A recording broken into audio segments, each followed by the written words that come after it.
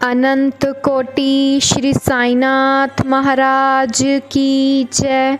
Team Sai पूजा की तरफ से सभी साईं भक्तों को मेरा नमस्कार। आज हम साईं बाबा की कृपा से श्रवण करेंगे अध्याय 42 महासमाधि की ओर। भविष्य की आगाही। रामचंद्र दादा पाटिल और तात्या कोत्ते पाटिल की मृत्यु टालना। लक्ष्मीबाई शिंदे को दान। अंतिम क्षण। बाबा ने किस प्रकार महासमाधि ली, इसका वर्णन इस अध्याय में किया गया है। प्रस्तावना।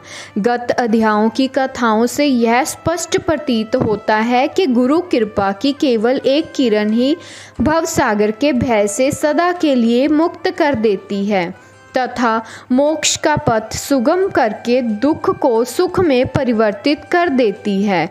यदि सतगुरु के मोह विनाशक पूजनीय चरणों का सदैव स्मरण करते रहोगे तो तुम्हारी समस्त कष्टों और भवसागर के दुखों का अंत होकर जन्म मृत्यु के चक्कर से छुटकारा हो जाएगा। इसीलिए जो अपने कल्याणार्थ चिंतित हो उन्हें साईं समर्थ के अलौकिक मधुर लीलामृत का पान करना चाहिए। ऐसा करने से उनकी मति शुद्ध हो जाएगी। प्रारंभ में डॉक्टर पंडित का पूजन तथा किस प्रकार उन्होंने बाबा को त्रिपुंड लगाया, इसका उल्लेख मूल ग्रंथ में किया गया है। इस प्रसंग का वर्णन 11वें अध्याय में किया जा चुका है, इसीलिए यहाँ उसका दोहराना उचित नहीं है। भविष्य की आगाही। पाठकों, आपने अभी तक केवल बाबा के जीवन काल की ही कथाएं सुनी हैं। अब आप ध्यानपूर्वक बाबा के निवारण काल का वर्णन सुनिए। 28 सितंबर सन 1918 को बाबा को साधारण सा ज्वर आया। यह ज्वर 2-3 दिन तक रहा। इसके उपरांत ही बाबा ने भोजन करना बिल्कुल त्याग दिया। इससे उनका शरीर दिन प्रतिदिन क्षीण एवं दुर्बल होने लगा। 17 दिनों के पश्चात अर्थात 18 अक्टूबर सन 1918 को 2:22 पर उन्होंने अपना शरीर त्याग दिया। यह समय प्रो जी नार्के की तारीख 5/11/1918 के पत्र के अनुसार है, जो उन्होंने दादा साहेब खापोड़े को लिखा था और उस वर्ष की साईं लीला पत्रिका के 7-8 पृष्ठ प्रथम वर्ष में प्रकाशित हुआ था। इसके 2 वर्ष पूर्व ही बाबा ने अपने निर्वाण काल के दिन का संकेत कर दिया था, परंतु उस समय कोई भी समझ ना सका। घटना इस प्रकार है। विजयदशमी के दिन जब लोग संध्या के समय सीमोल्लंघन से लौट रहे थे तो बाबा सहसा ही क्रोधित हो गए। सिर पर का कपड़ा, कफनी और लंगोटी निकालकर उन्होंने उसके टुकड़े टुकड़े करके जलती हुई धूनी में फेंक दिए। बाबा के द्वारा आहुति प्राप्त कर धूनी द्विगुनी प्रज्वलित हो गई और चमकने लगी, और उससे भी कहीं अधिक बाबा के मुखमंडल की कांति चमक रही थी। वे पूर्ण दिगंबर खड़े थे और उनकी आंखें अंगारे के समान चमक रही थी। उन्होंने आवेश में आकर उच्च स्वर में कहा, लोगों यहाँ आओ, मुझे देखकर पूर्ण निश्चय कर लो कि मैं हिंदू हूँ या मुसलमान। सभी भय से कांप रहे थे। किसी को भी उनके समीप जाने का साहस न हो रहा था। कुछ समय के बीतने के पश्चात उनके भक्त भागोजी शिंदे, जो महारोग से पीड़ित थे, साहस कर बाबा के समीप गए और किसी प्रकार उन्होंने उन्हें लंगोटी बांध दी और उनसे कहा कि बाबा, यह क्या बात है? देव, आज दशहरा सीमोल्लंघन का त्योहार है। तब उन्होंने जमीन पर पटकते हुए कहा कि यह मेरा सीमोल्लंघन है। लगभग 11 बजे तक भी उनका क्रोध शांत न हुआ और भक्तों को चावड़ी जुलूस निकलने में संदेह होने लगा।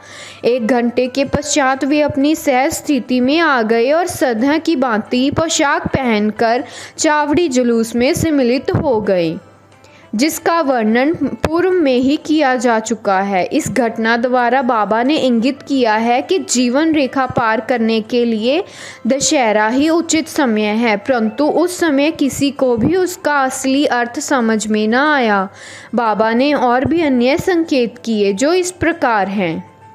रामचंद्र दादा पाटिल की मृत्यु टालना। कुछ समय के पश्चात रामचंद्र दादा पाटिल बहुत ही बीमार हो गए थे और उन्हें बहुत कष्ट हो रहा था। सब प्रकार के उपचार भी किए गए, परंतु कोई लाभ ना हुआ। जीवन से हताश होकर वे मृत्यु के अंतिम क्षण की प्रतीक्षा करने लगे। तब एक दिन मध्य रात्रि के समय बाबा अनायास ही उनके सिहराने प्रकट हुए। पाटिल उनके चरणों से लिपट कर कहने लगा कि मैंने अपने जीवन की समस्त आशाएं छोड़ दी हैं। अब कृपा कर मुझे इतना तो निश्चित बतलाइए कि मेरे प्राण अब कब निकलेंगे। दया सिंधु बाबा ने कहा कि घबराओ नहीं, तुम्हारी हुंडी वापस ले ली गई है और तुम शीघ्र ही स्वस्थ हो जाओगे। मुझे तो केवल तात्या का भय है कि सन 1918 में विजयदशमी के दिन उनका देहांत हो जाएगा, किंतु यह भेद किसी से प्रकट ना करना और ना ही किसी को बतलाना, अन्यथा वह अधिक भयभीत हो जाएगा। रामचंद्र अब पूर्ण स्वस्थ हो गए, परंतु वे तात्या के जीवन के लिए निराश हुए। उन्हें ज्ञात था कि बाबा के शब्द कभी असत्य न निकल सकते और 2 वर्ष के पश्चात ही तात्या इस संसार से विदा हो जाएगा। उन्होंने यह भेद बाला शिंपी के अतिरिक्त किसी से भी प्रकट न किया। केवल 2 ही व्यक्ति, रामचंद्र दादा और बाला शिंपी, तात्या के जीवन के लिए चिंताग्रस्त और दुखी थे। रामचंद्र ने शैया त्याग दी और वे चलने फिरने लगे। समय तेजी से व्यतीत होने लगा। शक 1840 का भाद्रपद समाप्त होकर अश्विनी मास प्रारंभ होने ही वाला था कि बाबा के वचन पूर्णतः सत्य निकले। तात्या बीमार पड़ गए और उन्होंने चारपाई पकड़ ली। उनकी स्थिति इतनी गंभीर हो गई थी कि अब वे बाबा के दर्शनों को भी जाने में असमर्थ हो गए। इधर बाबा भी ज्वर से पीड़ित थे। तात्या का पूर्ण विश्वास बाबा पर था और बाबा का भगवान श्री हरि पर, जो उनके संरक्षक थे। तात्या की स्थिति अब और भी अधिक चिंताजनक हो गई। वे हिलडुल भी ना सकता था और सदैव बाबा का ही स्मरण किया करता था। इधर बाबा भी स्थिति उत्तरोत्तर गंभीर होने लगी। बाबा द्वारा बतलाया हुआ विजयदशमी का दिन भी निकट आ गया। तब रामचंद्र दादा और बाला शिंपी बहुत घबरा गए। उनके शरीर कांप रहे थे, पसीने की धाराएं प्रवाहित हो रही थी कि अब तात्या का अंतिम साथ है। और जैसे ही विजयदशमी का दिन आया, तात्या की नाड़ी की गति मंद होने लगी और उसकी मृत्यु निकट दिखलाई देने लगी। उसी समय एक विचित्र घटना घटित हुई। तात्या की मृत्यु टल गई और उसके प्राण बच गए, परंतु उसके स्थान पर बाबा स्वयं प्रस्थान कर गए और ऐसा प्रतीत हुआ जैसे कि परस्पर हस्तांतरण हो गया हो। सभी लोग कहने लगे कि बाबा ने तात्या के लिए प्राण त्यागे हैं। ऐसा उन्होंने क्यों किया, यह वे ही जाने, क्योंकि यह बात हमारी बुद्धि के बाहर है। ऐसा प्रतीत होता है कि बाबा ने अपने अंतिम काल का संकेत तात्या के नाम लेकर किया हो। दूसरे दिन 16 अक्टूबर को प्रातःकाल बाबा ने दासगणु को पंढरपुर में स्वप्न दिया कि मस्जिद अर्रा करके गिर पड़ी है। शिरडी के प्राय सभी तेली तंबोली मुझे कष्ट देते थे, इसीलिए मैंने अपना स्थान छोड़ दिया। मैं तुम्हें सूचना देने यहाँ आया हूँ कि कृपया शीघ्र वहाँ जाकर मेरे शरीर पर हर तरह के फूल इकट्ठे कर चढ़ाओ। दासगणु को शिरडी से भी एक पत्र प्राप्त हुआ और वे अपने शिष्यों के साथ लेकर शिरडी आए तथा उन्होंने बाबा की समाधि के समक्ष अखंड कीर्तन और हरि नाम प्रारंभ कर दिया। उन्होंने स्वयं फूलों की माला गूंथी और ईश्वर का नाम लेकर समाधि पर चढ़ाई। बाबा के नाम पर एक वृद्ध भोज का भी आयोजन किया गया। लक्ष्मीबाई को दान। विजयदशमी का दिन हिंदुओं को बहुत ही शुभ है और सीमोल्लंघन के लिए बाबा द्वारा इस दिन का चुना जाना सर्वथा उचित है। इसके कुछ दिन पूर्व से ही उन्हें अत्यंत पीड़ा हो रही थी, परंतु आंतरिक रूप में वे पूर्ण सजग थे। अंतिम क्षण के पूर्व वे बिना किसी की सहायता लिए उठकर सीधे बैठ गए और स्वस्थ दिखाई लगने पड़े और लोगों ने सोचा कि संकट टल गया है और अब भय की कोई बात नहीं है तथा अब वे शीघ्र ही निरोग हो जाएंगे। परंतु वे तो जानते थे कि अब मैं शीघ्र ही विदा लेने वाला हूं और इसीलिए उन्होंने लक्ष्मीबाई शिंदे को कुछ दान देने की इच्छा प्रकट की। समस्त प्राणियों में बाबा का निवास।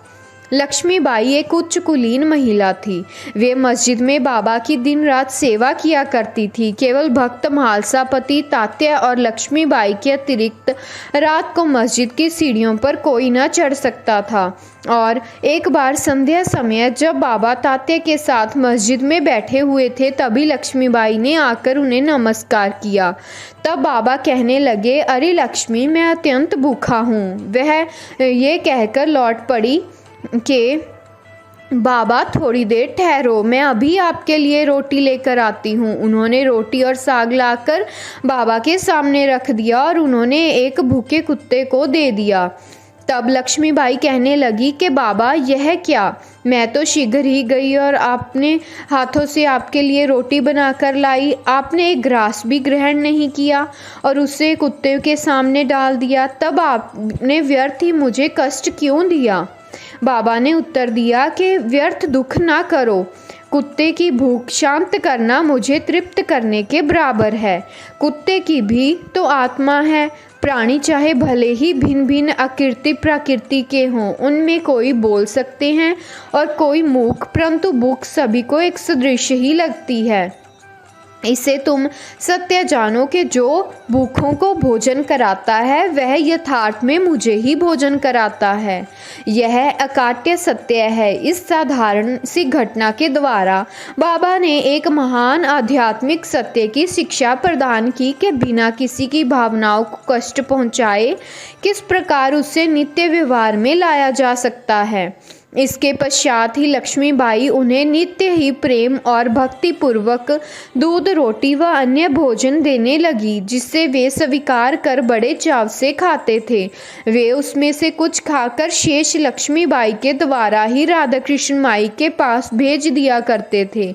इस उचिष्ट अन्न को वे प्रसाद स्वरूप समझकर प्रेम पूर्वक पाती थी। इस रोटी की कथा को असंबद्ध नहीं समझना चाहिए। इससे सिद्ध होता है कि सभी प्राणियों में बाबा का निवास है, जो सर्वव्यापी, जन्म मृत्यु से परे हैं और अमर हैं। बाबा ने लक्ष्मीबाई की सेवाओं को सदैव स्मरण रखा। बाबा उनको भूल भी कैसे सकते थे। देह त्याग के बिल्कुल पूर्व बाबा ने अपनी जेब में हाथ डाला और पहले उन्होंने लक्ष्मीबाई को 5 रुपये, बाद में 4 रुपये दिए कि इस प्रकार कुल 9 रुपये दिए। यह 9 की संख्या इस पुस्तक के अध्याय 21 में वर्णित नवविधा भक्ति की द्योतक है और अथवा यह सीमोल्लंघन के समय दी जाने वाली दक्षिणा भी हो सकती है। लक्ष्मीबाई एक सुप्रसन्न महिला थी, अतएव उन्हें रुपयों की कोई आवश्यकता नहीं थी। इस कारण संभव है कि बाबा ने उनका ध्यान प्रमुख रूप से श्रीमद्भागवत के स्कंद 11 अध्याय 10 के श्लोक 6 की ओर आकर्षित किया हो, जिसमें उत्कृष्ट कोटि के भक्तों ने 9 लक्षणों का वर्णन है और जिसमें से पहले 5 और बाद में 4 लक्षणों का क्रमश प्रथम और द्वितीय चरणों में उल्लेख हुआ है। बाबा ने भी उसी क्रम का पालन किया, पहले 5 और बाद में 4, कुल 9। केवल 9 रुपये ही नहीं बल्कि 9 के कई गुना रुपये लक्ष्मीबाई के हाथों में आ गए होंगे, किंतु बाबा के द्वारा प्रदत्त यह 9 रुपये का उपहार वह महिला सदैव स्मरण रखेगी। अंतिम क्षण बाबा सदैव सजग और चैतन्य रहते थे। उन्होंने अंतिम समय भी पूर्ण सावधानी से काम लिया। अपने भक्तों के प्रति बाबा का हृदय प्रेम, ममता या मोह से ग्रस्त न हो जाए, इस कारण उन्होंने अंतिम समय सबको वहां से चले जाने का आदेश दिया। चिंतामगन काका साहेब दीक्षित, बापू साहेब बूटी और अन्य महानुभाव जो मस्जिद में बाबा की सेवा में उपस्थित थे, उनको भी बाबा ने वाड़े में जाकर भोजन करके लौट आने को कहा। ऐसी स्थिति में वे बाबा को अकेला छोड़ना तो नहीं चाहते थे, परंतु उनकी आज्ञा का उल्लंघन भी तो नहीं कर सकते थे। इसीलिए इच्छा ना होते हुए भी उदास और दुखी हृदय से उन्हें वाड़े को जाना पड़ा। उन्हें विदित था कि बाबा की स्थिति अत्यंत चिंताजनक है और इस प्रकार उन्हें अकेले छोड़ना उचित नहीं। वे भोजन करने के लिए बैठे तो परंतु उनके मन कहीं और बाबा के साथ ही थे और अभी भोजन समाप्त भी न हो पाया था कि बाबा के नश्वर शरीर त्यागने का समाचार उनके पास पहुंच गया और वे अधपेट ही अपनी अपनी थाली छोड़कर मस्जिद की ओर भागे और जाकर देखा कि बाबा सदा के लिए बेयाजी अप्पा कोते की गोद में विश्राम कर रहे हैं। ना वे नीचे लुढ़के और ना ही शिया पर ही लेटे, अपने ही आसन पर शांति पूर्वक बैठे हुए और अपने ही हाथों से दान देते हुए उन्होंने मानव शरीर त्याग दिया। और संत स्वयं ही देह धारण करते हैं तथा कोई निश्चित ध्येय लेकर इस संसार में प्रकट होते हैं, और जब यह ध्येय पूर्ण हो जाता है तो वे जिस सरलता और आसक्तिमता के साथ प्रकट होते हैं उसी प्रकार लुप्त भी हो जाया करते हैं। ओम श्री सद्गुरु साईनाथम अर्पणवस्तु शुभम भवतु। टीम साईं पूजा की तरफ से अध्याय 42 संपूर्ण हुआ। वापिस हम कल मिलेंगे एक नए अध्याय के साथ। ओम साईं राम, जय साईं राम। अनंत कोटि ब्रह्मांड नायक राजाधिराज योगी राज परब्रह्म श्री सच्चिदानंद सद्गुरु श्री साईनाथ महाराज की जय। ओम साईं राम, जय साईं राम।